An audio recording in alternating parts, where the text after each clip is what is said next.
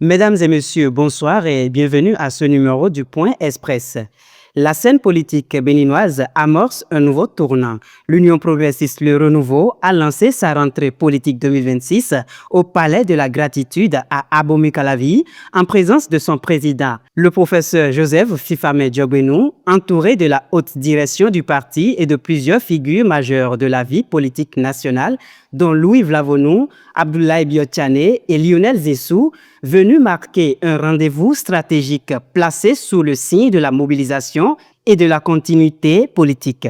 La présente rencontre a pour objet d'évaluer notre participation aux élections générales du 11 janvier 2026.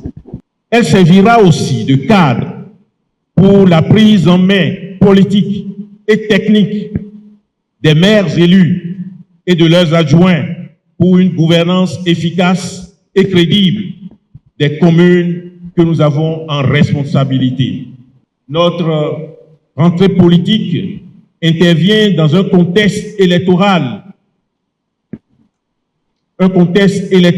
qui sert de rampe pour la remobilisation politique et citoyenne en vue de l'élection du duo Wadaï-Talata le 12 avril prochain. Dans cette perspective, je salue la mise en place de la coordination de campagne et attends de chacun l'engagement et la détermination nécessaires pour une campagne paisible, enthousiaste, une participation forte et une victoire éclatante. Chacun de vous n'ignore point que les ressources du parti sont mises à la disposition du duo candidat Wadaï-Talata.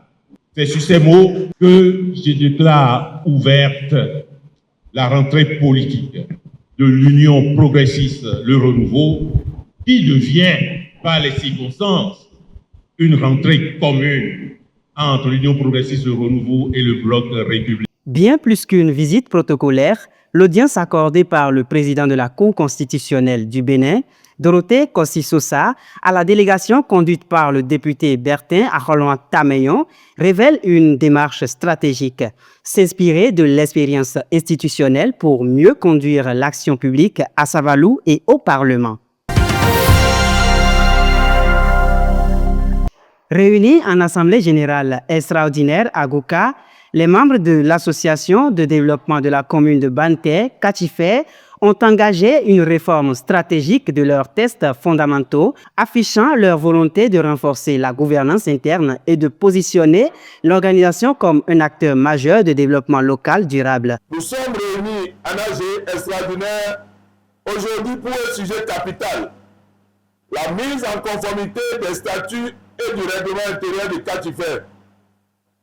En effet, suite aux récentes évolutions législatives, avec le vote et la promulgation de la loi 2025-19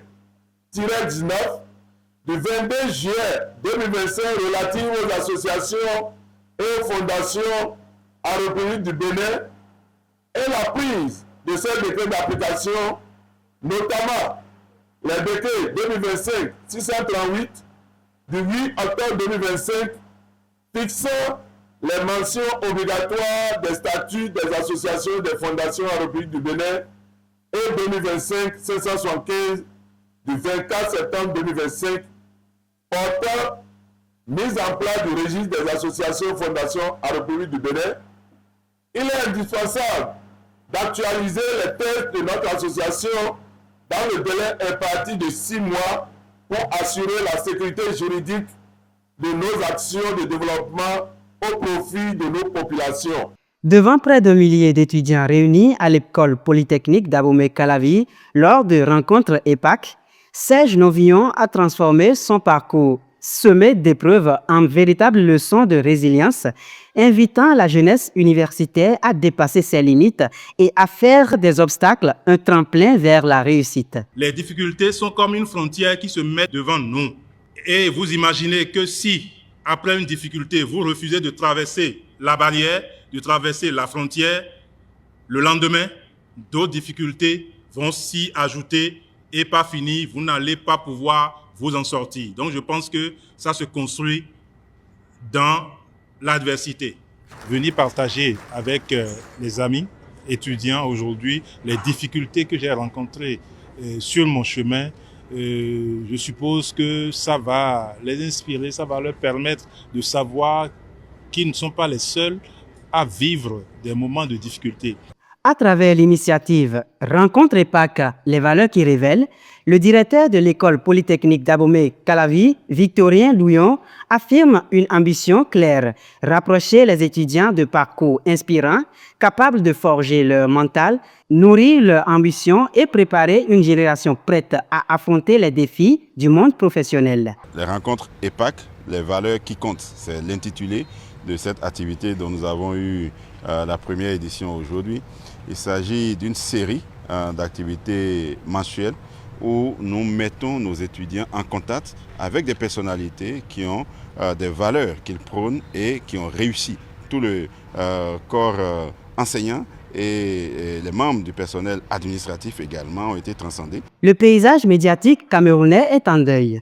Le journaliste et grand reporter Arnaud Nguefak, figure emblématique de Canal 2 International, s'est éteint le 1er mars 2026 à l'hôpital général de Yaoundé des suites d'un malaise, une disparition brutale qui suscite une vive émotion au sein de la profession et du public, selon des informations relayées par Mediatude. Mesdames et messieurs, ce sera tout pour ce soir. Merci de nous avoir suivis et à très bientôt.